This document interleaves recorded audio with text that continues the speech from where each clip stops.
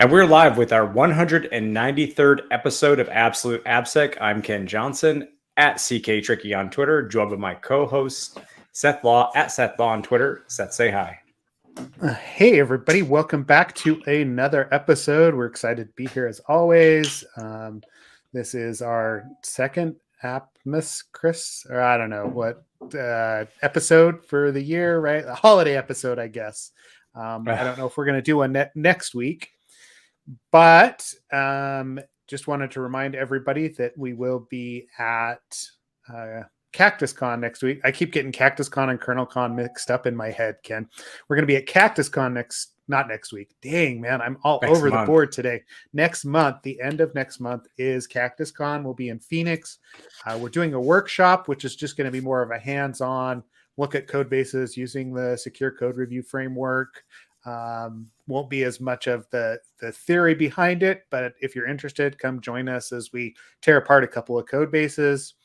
We also will be speaking. We're going to be doing a state of AppSec or an episode of the podcast on stage live at CactusCon. So that'll be interesting, similar to what we did at DevSecOps Days a few years ago, Ken, in Austin. And the panel. Yeah, the panel. Yes. Yeah, the panel. Yep. Otherwise, we do have a couple of announcements that are coming up. It's not quite all formalized yet, but there are going to be a number of different DEF CON trainings this year all across the world. And we have submitted and we will be attending, I'm fairly certain, right? Each of the different locations. I think the first one's in Seattle in April, if I remember right, Ken. Mm-hmm. That's awesome. This is very exciting stuff to me. Yeah. And we've heard about it. Yeah, we heard about it from the organizers. And yeah, April 22nd and 23rd. I think that does mean we're not going to be able to be at B-Side San Francisco, though. I think that's the same weekend there. But yeah. And outside of that, there's a couple others that are coming up, like not just Seattle, but there's going to be a training in Singapore and Asia later in October timeframe. And then, of course, the training attached to DEF CON in the middle of the summer. So watch out for posts associated with those trainings if you are interested. I know we haven't necessarily done anything West Coast for a while outside of DEF CON. Right, Ken? I mean, I think the last time we really did that was AppSec Cali a few years ago. So the Seattle training should be a good opportunity. That was like 2019, I think, right? Yeah. Or maybe it was the beginning of 2020. No, it was 2020. It was 2020 before everything hit, right? That's right. Right before. Yeah, that's right. Because I think, I think it was that first quarter. Yep. Interesting. Yep. Been a while. Yeah. It feels like it's been quite a while, right? But yeah, there's going to be opportunities on each of those. And do we have the peanut galleries going already? Yeah. Are they? I'm actually like pulling up all the links that you and I, really that you shared, but that I'm supposed to get up to speed on. Yeah, that's interesting that it's been that long. Man. Yeah. Outside of that, right, as always, I mean, we're going to have some, we'll have more information. We've had a couple of people reach out about sponsoring the podcast. We'll have more information about that starting in 2023. So we'll get details back over to people that are interested. And, it's not going to be it'll be fairly low key for those of you that listen to the podcast. What those sponsorship opportunities look for. We'll work with people on, what that looks like. Outside of that, there's going to be, we've got all sorts of ideas. If you have a specific topic or article that you want us to discuss on the podcast, or someone that would like to come on the podcast, please reach out to us. We are booking into probably about Q2 next year for guests right now. you can reach out to either Seth or Ken at apps@appsec.com or even info@apps@appsec.com, and we'll arrange that and figure out if it's a good fit before we go ahead and schedule it. Yeah, I think we've got 3 scheduled right now, and I'm working on a 4th as well. So kudos to Aaron for helping out there. That was a big help to get those scheduled. Cool. Yep. Cool. I think that's everything from a organization, whatever perspective today, Ken. Am I forgetting anything, or you want to jump into one of these articles? We should jump into the articles. I think we're good. Yeah. So I don't know which one you want to jump into first, but there's 4 options basically. Yeah, let's start with the Meaningful Security Product Metrics blog by Leif, a good friend of AppSec, Leif Drezler, who's also helping out with the 404 Not Found podcast, right? Like he had a blog post on segment.com, which is now a part of Twilio, right? Like they got acquired, on tracking meaningful security product metrics.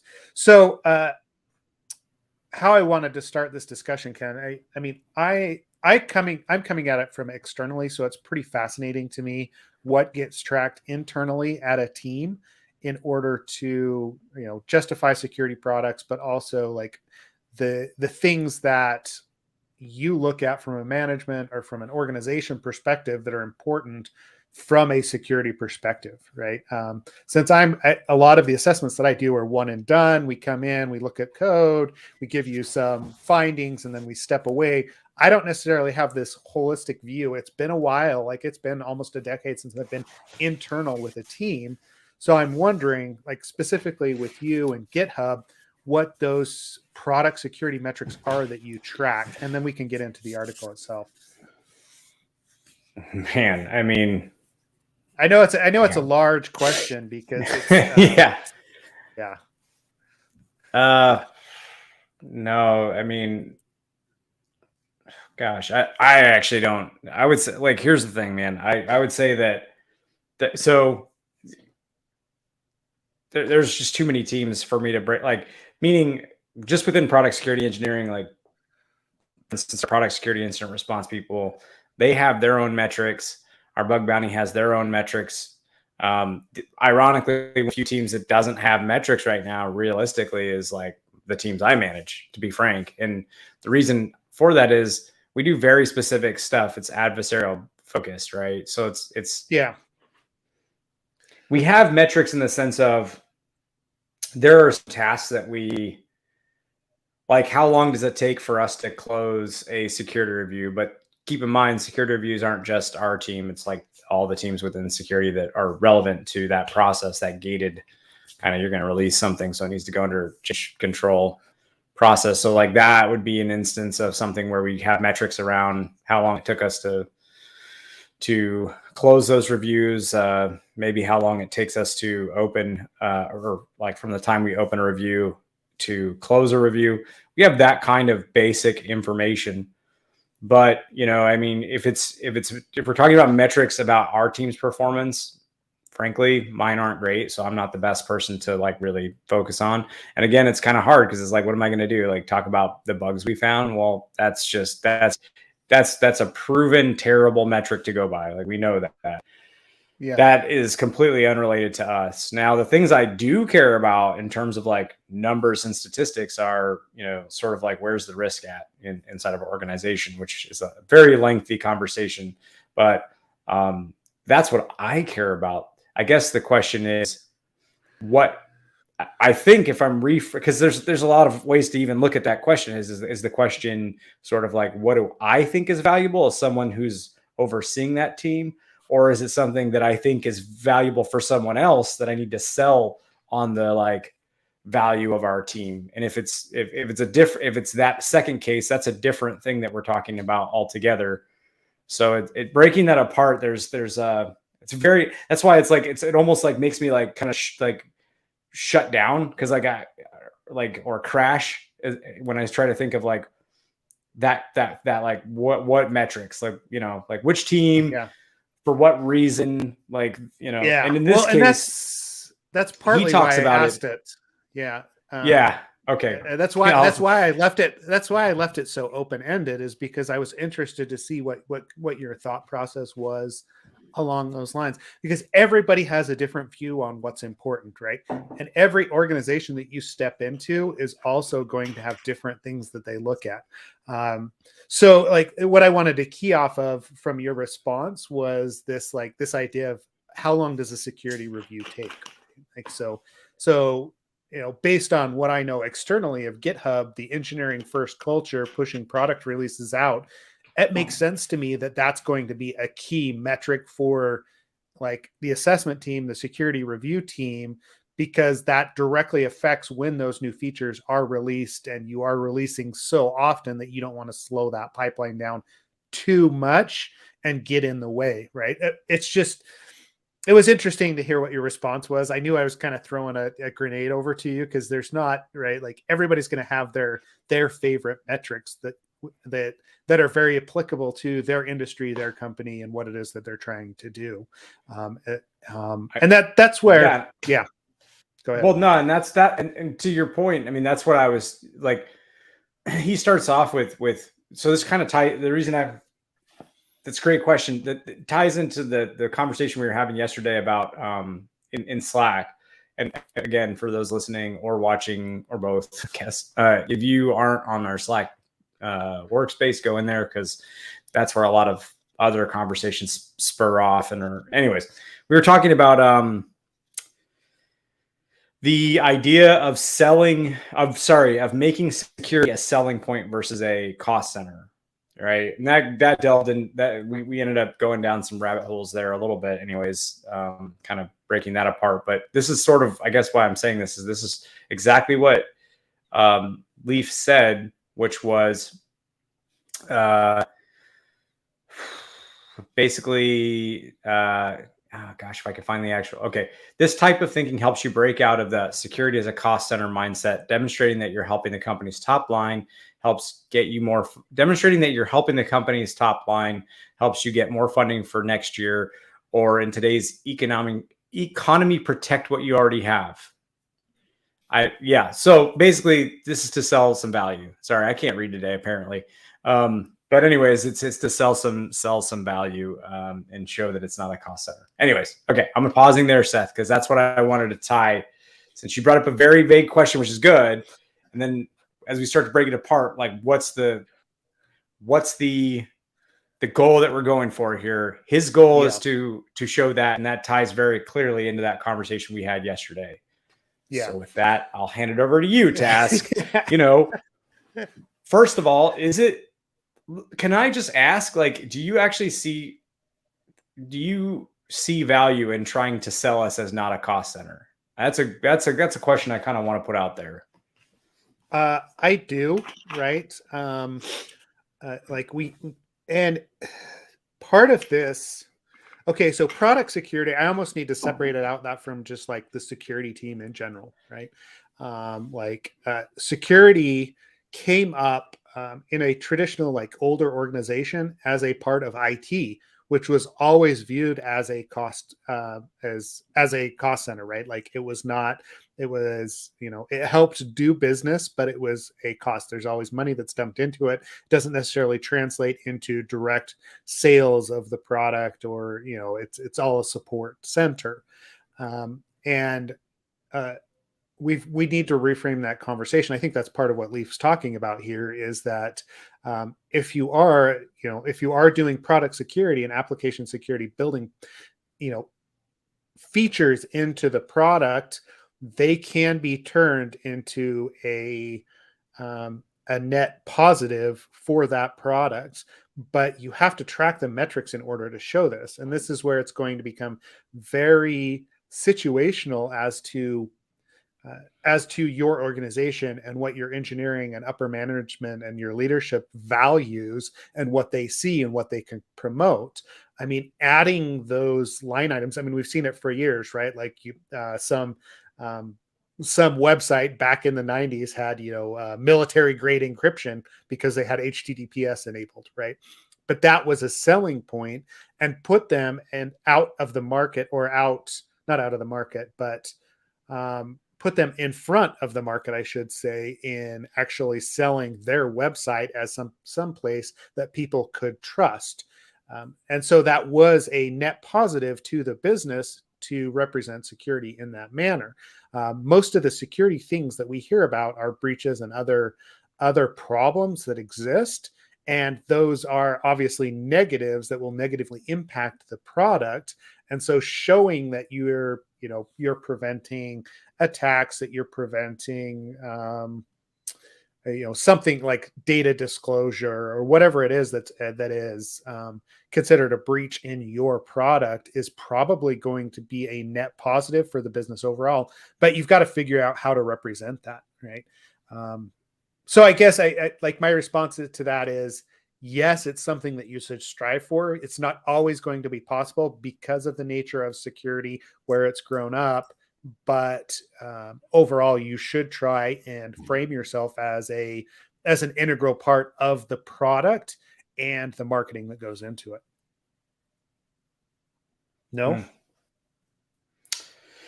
Not no, but sorry, not no. I think I'm having a hard time with the practical application of it, right? Like, what I mean by that is, I don't think you're off at all, like in the sense of, like showing metrics, that you need to have the right metrics for the right audience to sell somebody on something.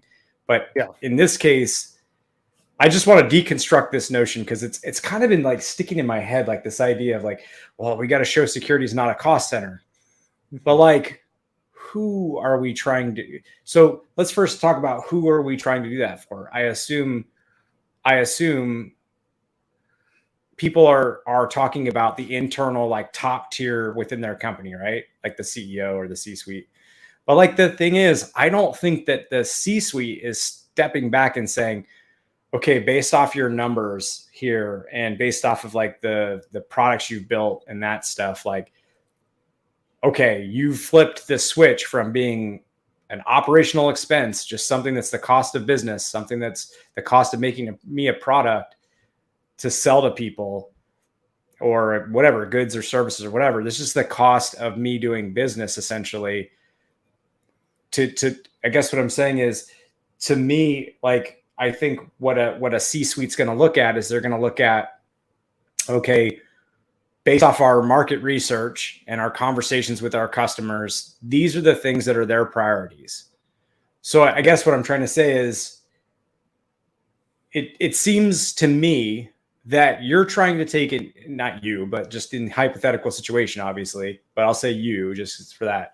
So you are trying to internally sway your C-suite, when I'm not sure that's into believing and flipping the switch between just another operational expense and not in like, not be a selling point, be something that like they can make money off of. Like, wouldn't the outside in to the C-suite approach make more sense? Like, wouldn't it be something that you'd want your customers specifically to like drive, and that market research that's done and then given to the C-suite, or if the C-suite's, you're small enough, or the C-suite is doing those products,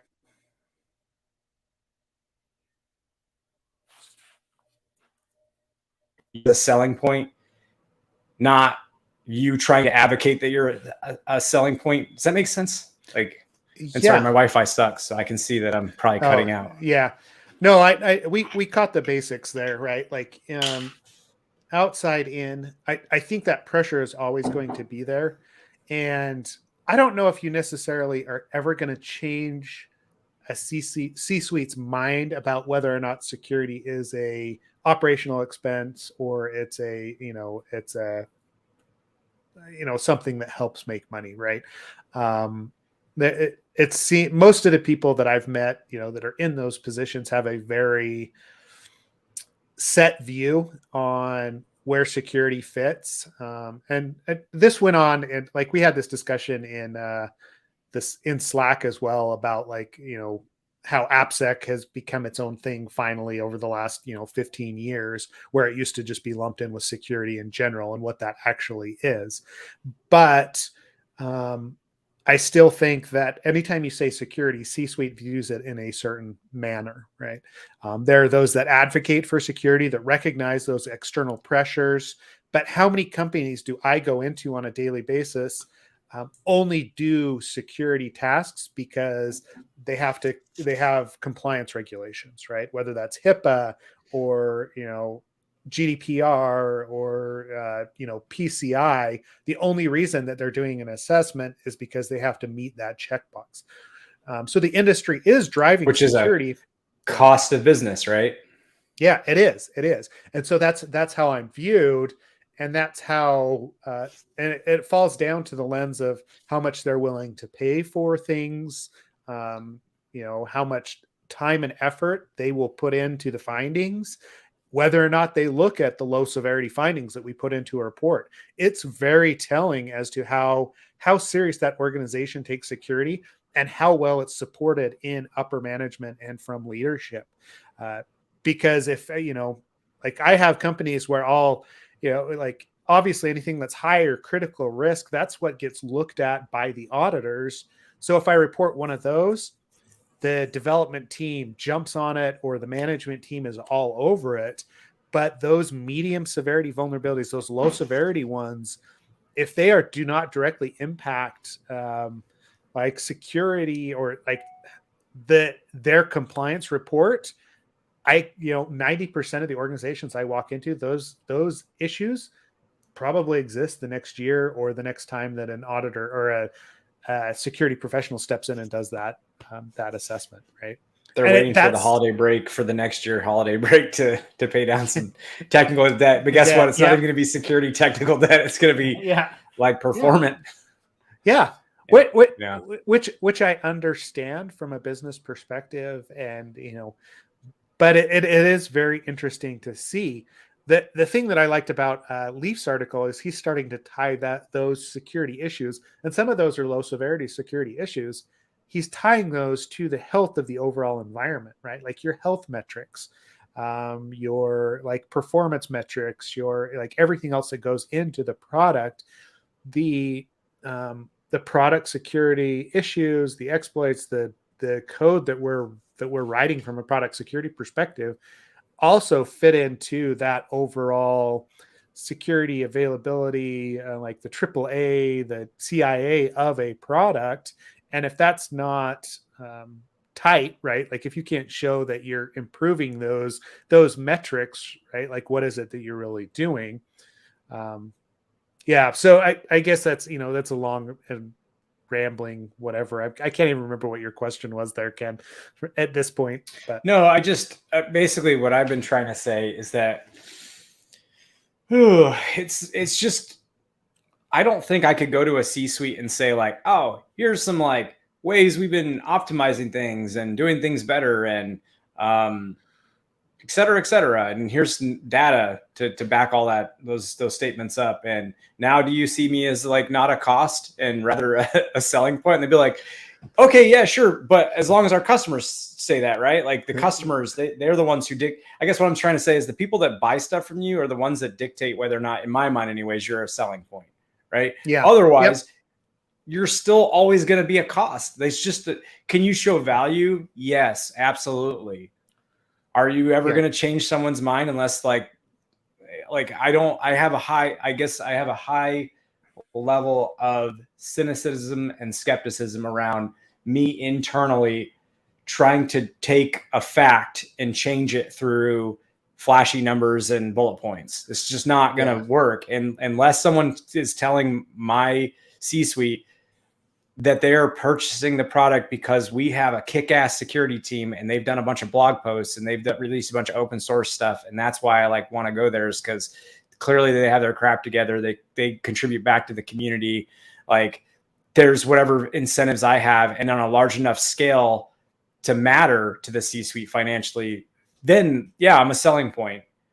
If I haven't, I guess if you're going to advocate think about who you're advocating to. Are you advocating to your C-suite, or are you advocating to the people that are buying your product? Now, Leif put this out on the public blog post, right? So that is actually a meaningful step towards swaying the public's opinion, the people that are using that are paying attention to your blog, that use your product and all that. That's a meaningful like step to take for outside your organization visibility. But if I was, what do I know? But I think like, that's where I'm coming. It's very frustrating to think about it, because I'm like, man, people are probably going to spend a bunch of time trying to sway. And like, the C-suite, man, like it's always very black and white, factual, very like it works or it doesn't. Like, you know what I mean? I don't know how to, yeah, maybe I should just shut up, but that's how I feel. Like C-suite is like, either this is real or it's not. And they're going to be because at that level, you have to be absolutely ruthless in how you prioritize, not mean, but I'm talking about ruthless in terms of like where you prioritize energy, money, and like fluff converse. How long have you ever had an hour-long conversation with a C-suite person for just like to shoot the shit? Yep. Never. That's not how that world works. So anyways, I don't know. Like I think the idea is right and the spirit of it is good. I just think that like you really have to understand who you're selling this idea to. Yeah. You do, right? Like, and that's like when we started the conversation, that was kind of that situational, like, what is it? Who are you trying to represent this to? Who are you trying to, who are you trying to sway with this data, right? Because the customers you're absolutely right. Like, that's probably where the pressure needs to come in, or that's where you are going to actually add value. If you're going to sway the C-suite's minds, that's where it's going to come from. But to start that conversation, you have to be able to track something. And that's where the list that Leif has put together here, the approach that he's taking is very meaningful. Is, okay, what is it that you want to look at? What is important to your customers? What is important to your engineering team, to the health of your platform? What are those metrics that we should track? And then how do we show that to people, right? Whether that is just like the overall fill of an application, right? How fast it takes something to load, because of the security tooling that you've built into it, right? Or is it something else, right? Like, is it the number of, exploits that you've blocked, the number of cross-site scripting bypasses that you've filtered out, right? Like, all of that feeds into it. But at some level, you've got to release that. You think about the different, and this actually feeds into another article that we've got on our list, right? But you think about those large companies and what they release from a security perspective, right? Like, what is it that they tell you? Google tells you about the number of like, exploits that have been quashed by Google, right? Like, or not by Google, by bug bounty hunters, right? Like XSS, they release like these reports on a yearly basis that actually show what the health of their bug bounty program, how much they've paid out. That sways people to be like, oh, Google takes security seriously, right? Like they're fixing bugs. You have Apple that just came out this week. This is that other article that I wanted to talk about. And they're releasing like, oh, we're securing the customer environment, and we're setting up these keys so that you talk to people in a secure manner, and that can't be sniffed, right? That sways the needle as far as people choosing the Apple platform in order to interact and in order to communicate. All of that is a security metric that yes, it was like an engineering team that built it, but it was product security that's built into these different products. It's how they're representing. So it's really interesting to start thinking about how. But that's great. Yeah. No, but that just don't go away from that point yet, because that's great for when you're building product features. Like, you are definitively a selling point. Your metrics actually, like every metric you have goes towards just backing up what you already know, is that you are a selling point because you're a part of the product that is making money. It's different. The reason I wanted to stick on this point is because I think it's very important. There's two paths here. There's that path where you're building for the product, you're in front of customers. Then there's the other path where you do the work that like nobody knows about. That's what my team does, right? Work nobody knows about. We just keep everything clean for you. You don't have to think about us. You shouldn't. I'd argue our customers shouldn't have to think much more about us other than like GitHub's got a great security team. Like if you know that about us, cool. And if that's all, cool. That's it. That's all people really care about. I mean, and again, is that going to make, for some clients, sure. For some clients, that's important. For some people, not so much. But you can pretty much guarantee, though, if you're building into the product, people care about you. Does that make sense? So anyways, I didn't want to cut you off, but I feel like we couldn't navigate away from that point because that's an important distinction. One's providing obvious value and absolutely is a part of the thing that you're selling. And the other is a background thing that's just kind of, it's like a janitor. It's coming behind, like that's what we are, right? We're just janitors cleaning up shit. Like that's all we do, you know? I mean, honestly, how long have I argued that like we as penetration testers specifically are really just QA and we do it, you know, like very specific security QA. We do it, you know, we do a pretty good job at that portion, but we document poorly. We don't have the same discipline that like the QA team usually has, right? Like, anyway, so yeah. So it's hard. I guess why I want to bring this up is when I go back to what metrics do I care about? If it's in the light of selling things, nothing. I don't care about any of it. Like, you know, I care about in terms of selling things because that's not what I'm focused on, right? Like what I'm focused on is making sure that the experience for a developer trying to ship software isn't terrible and that we prevent as much as we basically buy down risk through the right activities. And so this is where I would say I do, and this is the point I wanted to get to, is the metrics become less about the things that I can get a very, very quick pulse without setting up some elaborate dashboard and sending on all this information to the execs who are definitely not going to care about any of it. What I can tell you is that what they will care about are things like our fundamentals program, where we have scorecards attached to services, and that represents health. And that could be security health, that could be functional health and performance, performant health, whatever it might be, right? But it's a measurement of health. They care about that.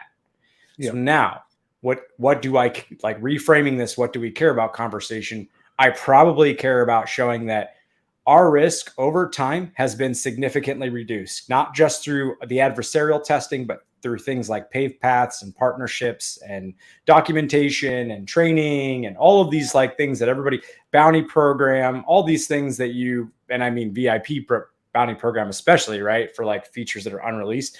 There's all these activities that can occur. And at that point, if I can show that year over year, we're closing security reviews faster and correlating that with like buying down risk, like, oh my gosh, that's a great story to show. That shows we're not only getting through these things like faster and more efficiently with less overhead for engineering, which means less overhead for the company to ship something that sells money or like makes money, sells money, makes money, yeah. That sells and makes money. But then also in doing that, I've bought down risk significantly in the process. That's a good story to paint. Guess what though? Still a fucking cost center, not a selling point. So anyways, all right, cool. Man, cool. That was a fun one to explore. I'm glad you brought it up. Yeah. I mean, it's super interesting, and I think it's actually super relevant to most. That's why it's fascinating to me coming from an external perspective, because I only get very, very defined snippets of what security metrics are important to the company, what's actually being tracked, how vulnerabilities and risk is being reduced, because it's so point in time, right? Like my discussions with the security team are very limited to like maybe a couple hour conversation to do a threat model, to do something along those lines. But it is very tactical. It's not the overall like program perspective that I see on a daily basis. And so, and I know a lot of our listeners are in those situations. They're struggling with, how do we represent what we're doing and how it provides value to the company? And so like Leif having that out, it's very apropos. It's very, timely to give people something to start digging into and to think about it in the proper context, right? Like, so I guess, to put a bow on it, from my perspective, if I was building a product security or application security team, I would be asking both customers and my leadership what they want to see, right? Like, and not necessarily, hey, what metrics do you want me to track? I would be asking them what the overall goal was, right? Hey, like in your, to your point, right? Like, hey, we're reducing risk overall. And then I would backtrack into the metrics that I want to see that show that reduction of risk, right? Because it may be that they just want a dashboard that shows the number of vulnerabilities that have been quashed, the number of security bugs that have been reduced over time, in conjunction with the overall risk of the company. But you've got to have that conversation with someone internally, and then also like ask your customers what sort of security stuff they're concerned about, because overall it's their data. Yeah, absolutely. Yeah, cool. I think the idea of specifically asking and engaging with your, again, and not to belabor this point, but I think you what you touched upon there is very important, which is the more that security can become in tune with whatever you sell and what specifically what your customers are buying, like the better, for sure, right? Like always, if you know what your customers are really coming to your organization for, it should absolutely prioritize what you care about. Everything from like what things you're going to prioritize from, say, testing or hardening perspective, which teams you engage with internally, even just from a perspective standpoint and gaining some of that, it'll help you just, I think, operate much more efficiently if you understand what they care about and you take the time to do that. And so that's actually been something we've tried to do a lot more of, which is engage with the community. I would say over the last year, and I know my boss, Greg Osa, he's done a lot of like outreach and talking to, just engaging with like different customers of different calibers, right? Like not just your like big enterprisey, like who makes us the most money, but like what are the concerns of many organizations? And he said those have been very fruitful conversations, and he really wishes I think, well, I don't want to put words in his mouth, but I think if you were to ask him, he would say, yeah, it's good that we're doing it, and I'd like to do more of it and maybe earlier. So anyways, okay. Yeah. I don't know. Those are always interesting conversations to have, right? Obviously, we've talked about it for a half hour plus at this point. Yeah. Right? Yeah. And I feel like we're just scratching the surface, and we haven't necessarily talked about like specific metrics, why or why not why we would pick one over the other.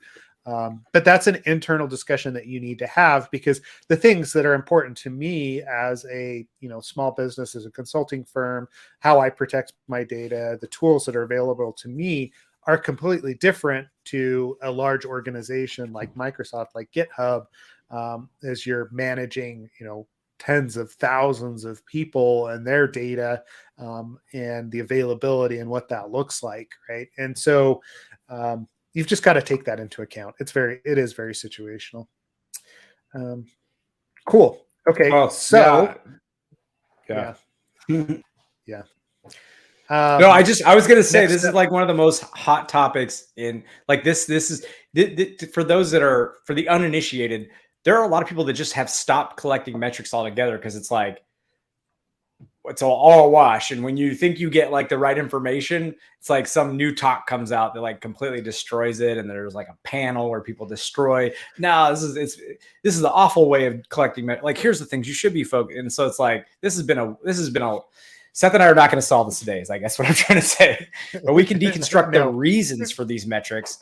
And that can maybe meaningfully impact the information that you're collecting and the way you're presenting it. Yeah. Well, and that's what I liked about Leif's article, is it does take kind of a higher level view of that, right? It's stepping back from specific metrics into, okay, what is it that you're trying to accomplish? What is it that you're trying to track there? So go give it a read, jump into Slack, let us know what you think about it. And what metrics you actually track. That would be another interesting question to ask of listeners, or, members of chat, like, as you're in there, what is it that you're concerned about, and how do you track that? Some of it is so esoteric. Some of it's very, very difficult to actually track over time, without some sort of number to drop on things, right? metrics are great up until, your entire database is breached. And then you've got to question whether or not you were tracking the right metrics. So anyway, yeah, I'm sure we're going to get into it, right? And we all die someday. Okay, so we got Justin. Great, yeah, that's your boy right there. It's Justin it chiming in. He's not wrong though. He said, yeah. "Metrics suck, and we all die someday." And both are true. They're hard facts of life, folks. Life, folks. Yes, he's a metric nihilist, apparently, right? Like,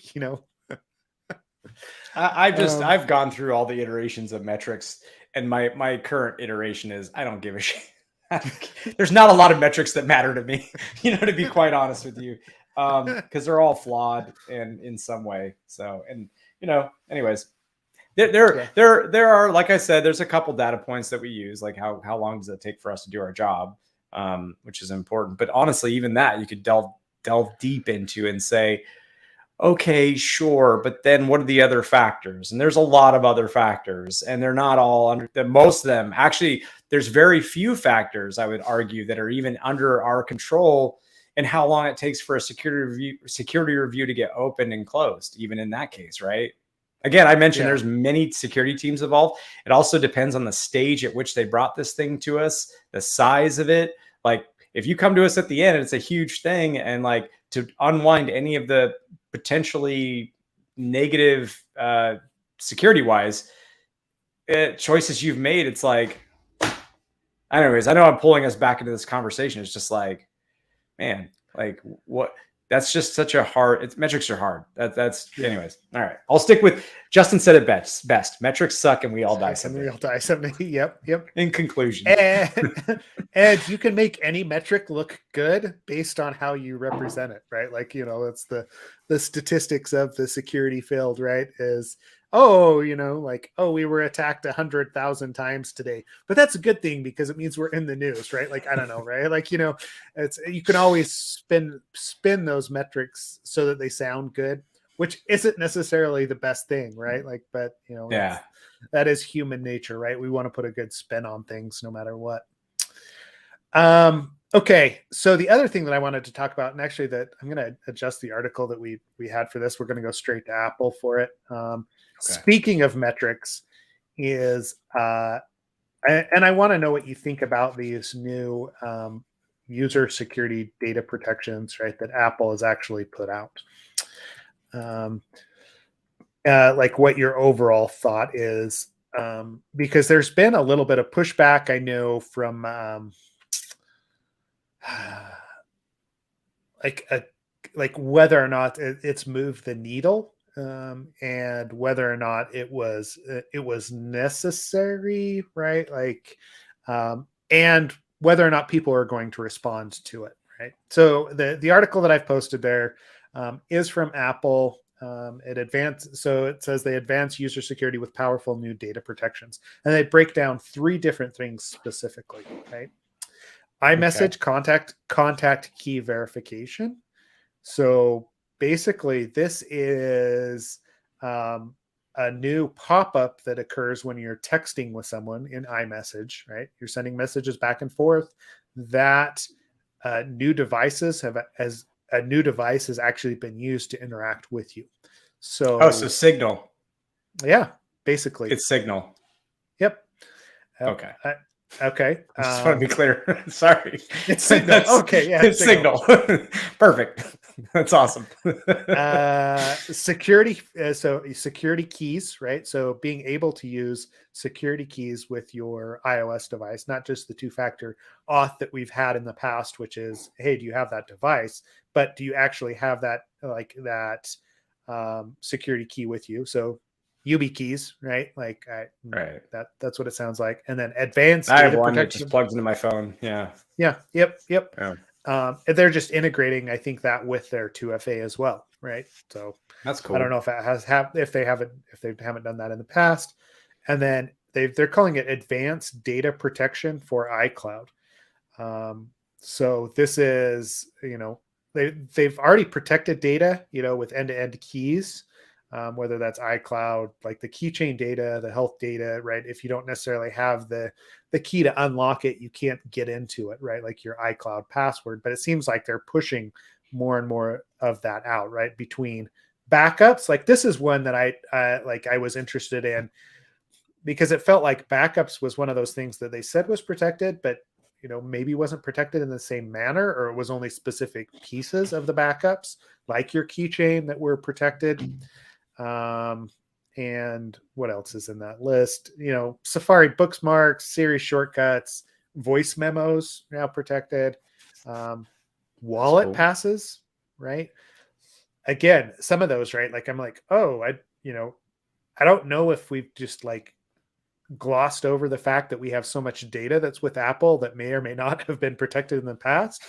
Yeah.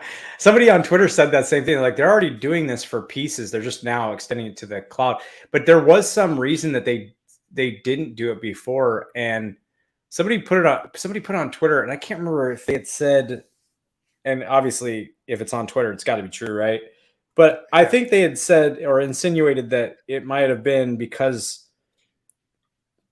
like the FBI was upset about them doing that. I think that's maybe something I had seen. I don't know. It's just been so much information in my book, been reading lately.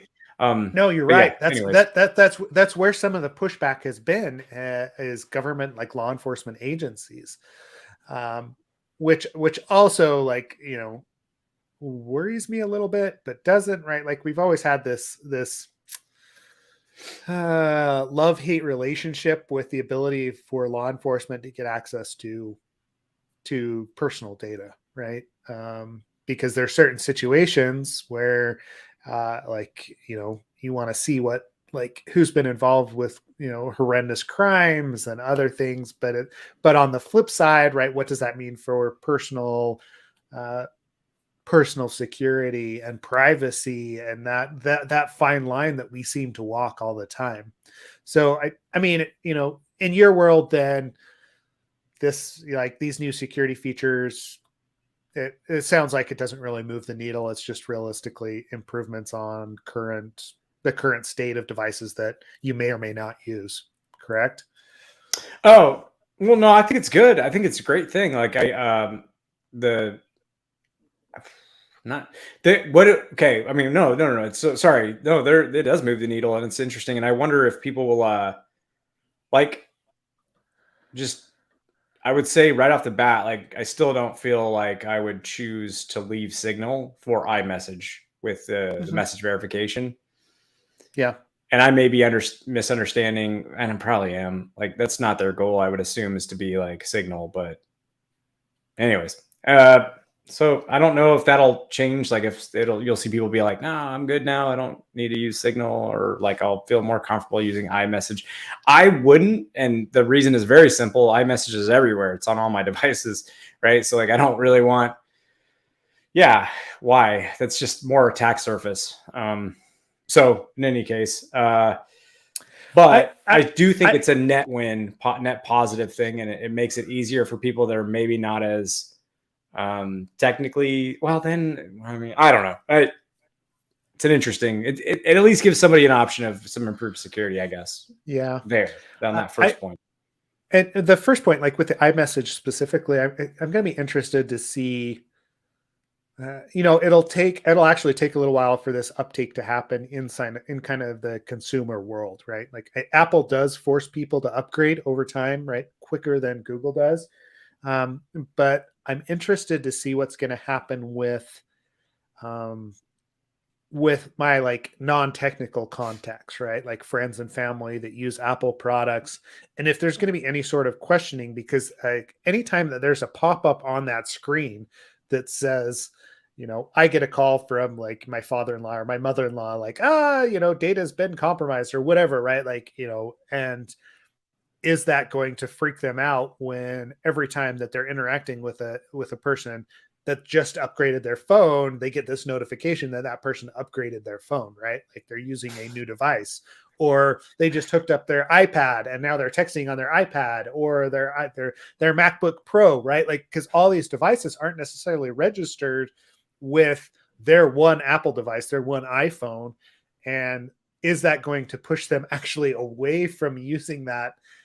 Because they think it's unsafe, right? Like this is that flip side that I don't know how much they've how much research they've put into it, right? Like, yes, it does protect them, but it also is almost telling them that this person is unsafe to actually interact with. I'm just I being guess that's a fair point. Yeah, That's a fair point. I mean, it might honestly, man, like because look at that screen, right? Like you're texting with someone, and all of a sudden you get a pop up with a warning that an unrecognized device may have been added to Jenny's account, right? Like the first thing are they going to ask is, "Did you just get hacked?" Right? Like I mean, it's a fair man. That's such a fair point. Like, you and I know yeah, what's going on, right? Like, but it's not built for you and I, right? I know exactly. I just, you know, I Because I'm mean, on I would Signal. almost. Sorry. Anyways, whatever. That's fucked up. All right. Sorry, Apple. No, I'm not. Whatever. Anyways. Yeah. Anyway, I like it. It's going to be fascinating to actually see how it gets rolled out and used by the general consumer, I guess is what I'm going on there. So, yeah. And No, I'm sure, also but interested. So on the flip side of that too, right? Like, you know that we've been working on this, like, this client side monitoring stuff that, in web applications, right? Specifically. And yes. like, so Redpoint, like, so we're going to release like a consumer extension that goes along with that. That's going to give like a red, green, yellow dot, basically, hey, that, users should interact with this page or they shouldn't, just based on a number of different things. And so like, that's part of why I'm fascinated with it, is to see what consumer behavior would be with something that gives them these sorts of warnings, and, whether or not it is the appetite is there to use those sorts of warnings in an appropriate manner. So anyway, No, so yeah, I agree. Like that's you're gonna need to like give people some you're gonna need to like educate your users a little bit for sure on that. yeah, But it is Apple. They do stuff that like is very opinionated and they're very well known for it. It's their bread and butter. I think it's nice that they were not on one specific point, but just the whole overall idea of it. I think it's nice because we're clearly in a recession, regardless of whether administrations want to admit that we're in a recession. There's no doubt about it. And next year, like, who knows, right? So why I'm saying that is what happens when the market goes down, and why does security not only stay gainfully employed, but usually even do maybe sometimes a little bit better when it's a down market? Well, scamming, fraud, it's very prevalent. So it's kind of cool that during a time when we know there's going to be more and more, or at least historically, there has been more and more fraud, cyber fraud. I use the word cyber. Damn it. All right. It's one of those days. okay, that's a 5-minute timeout for Ken. 5-minute timeout. Said the dirty word. But yeah, it's just nice that during that time that they like, and by the way, on that note, when it comes to fraud, what have you seen traditionally attacked? It's like the Apple ID, right? So to have that ability to have a YubiKey versus like being susceptible to, I don't know, like a SIM swapping attack, or maybe just like I mentioned before, it's kind of weird to get a text on something and like notifications on something when you're like, it's on several devices, all, impacting the one device. So it's like, yep. As long as I really physically had access to one of these devices, like I can make it work, right? So, yep. But if I don't have your YubiKey, which is a separate thing from like an Apple ecosystem product, then it's going to be a lot harder for me. So I think it's a net win. I think that's a good thing. I think it's a really good thing that you can attach that to like your Apple ID and all that stuff. So yep. Cool. I would agree, especially on the security key side of things. Like especially with within this last couple of months that we've seen these the SMS blasts, or the authentication, Okta notifications, approve this request, right? Like for administrators and more technical people, it's just going to push that needle a little bit and protect the sensitive systems even more, right? On the consumer side, I wish there was more companies that were buying in. I mean, SMS is more popular now. Even some of the the MFA, like the tokens and the generation, but it's still not incredibly widespread as an option for a lot of banks, a lot of financial institutions. It's an opt-in thing, which, there are concerns that go along with that, but right, like I wish that I would see more of that uptake, and it's happening over time. So this just gives you one other option, right? Like the ability to do that through your Apple devices and just plug that YubiKey or whatever into it, and the whole ecosystem will work in that case. Actually, Apple has a good, now that you bring that up, Apple has a real, I didn't think about that angle, because you're right. Apple has a real opportunity here to push out MFA to the masses, right? Like a simple Apple commercial touting, not that I'm saying they're going to do that, but let's say in a hypothetical world, they had like this, an Apple little cutesy, simple commercial, like with the, whatever, the cutesy music. And it's like, oh, look how simple it is to use MFA and keeps all the hackers away and all that stuff. Like that's a real awesome way to have a tech giant leader who people actually like in mass use their products and follow along with what they say is good. That's actually a decent opportunity for them to market the idea of MFA to the rest of the world on a huge, huge level. Anyways, yeah, it's a good point. It's not something I'd really thought too much about, but all this does bring security more, like personal security, more to the forefront of people's mindset. So it's cool. It's cool. You have like a big player advocating for it. Yep. I'm with you there, right? Like the way that Apple's always pushed that needle on the security stuff, I appreciate it. And maybe they've just been more public about it than Google or Microsoft, because I know Microsoft has been very involved in the security space for a number of years as well. But they do have a tendency to at least publicize, like this article, when they push out new security features and what it is they're actually doing. And part of that makes everyone just accept it and move on, right? Like, oh, it becomes kind of the new standard, which means everyone looks at, Android or Google. Oh, are you doing the same thing? Oh, yeah, you are, like in different manners, but you just didn't necessarily publicize it in the same way. But at the very least, it means that we're pushing that needle and we're making things more secure, or secure by default, right? Like that was the other discussion that we had in chat this last week. So, cool. All right. Well, we've been going for about an hour. I know we've only covered 2 articles, but they were pretty interesting today. So I think we'll probably leave it at that. Otherwise, we'll probably go on for a long time. And I know you and I both have other stuff that we've got to get to today. Yeah, I'm writing code. It's fun. So good times. Good. Yeah. But no, sure. Well, any I guess like I don't know, any suggestions for since like I know we're about to get off here, but like anything that you're buying from like a hacker tech perspective this year for Christmas? For Christmas, I don't know. My family always complains that anything that I want, I go out and buy. Right, like especially from a tech perspective. Well, yeah, like just don't even try. You're a grown man with your own money. Yeah, exactly. I get it. I don't know, right? Like I haven't necessarily followed as much. I like at this time of year,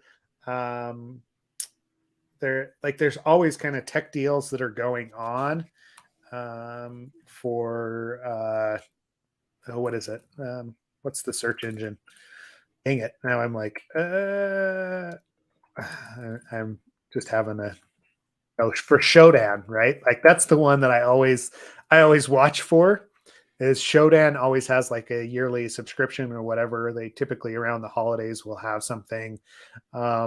Be careful with the IoT devices as always as they come out, right? Like I always like to play with those if my kids get them and they connect to the internet, because traditionally there's a back-end web service that's hosted in, Eastern Europe somewhere that's not world protected, or right, like whatever it happens to be, Asia, China, like what sort of data that's leaking out. Be careful with it, because there are secure systems that are out there that you can actually use, but at the very least, that $5 IoT lamp or whatever from from Walmart.com. You probably would just want to take it with a grain of salt. Make sure that you're protected against it. I don't know. I mean, that would probably be my advice along those lines. Ken, was there anything that specifically that you're looking at to get or purchase? Or by the way, sorry, I did put in insecam.org because I put this on my store. Like, I reposted somebody else's post on Instagram on my story yesterday. Actually, this is so weird that you brought it up about Shodan, because he was like talking, because I thought it was cool, like a mainstream, like this is just a guy who talks about like weird, random, strange facts.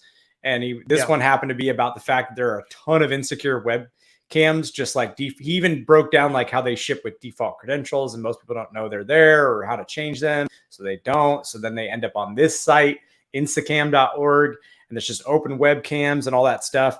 But it was cool to see somebody mainstream, not like in the security community, post about Shodan. He mentioned Shodan as being the main way that this stuff gets discovered, and then some of that information. So anyways, it's just funny that you bring that up. It's like, oh, it's pretty timely. That site's amazing. What am I getting? Yeah. No, have you seen it before? No, I haven't seen that one. I've always just done it through like Google Dorks, right? Google, So yeah. That's awesome. It's pretty crazy. Shodan. Yeah, that's pretty fun. Man, okay, so I actually shared something that you didn't know about. That's awesome. For once. Like, thanks, yes. First. Cool. Yeah, Seth, because he's 172 years old, knows everything, so it's hard to surprise him.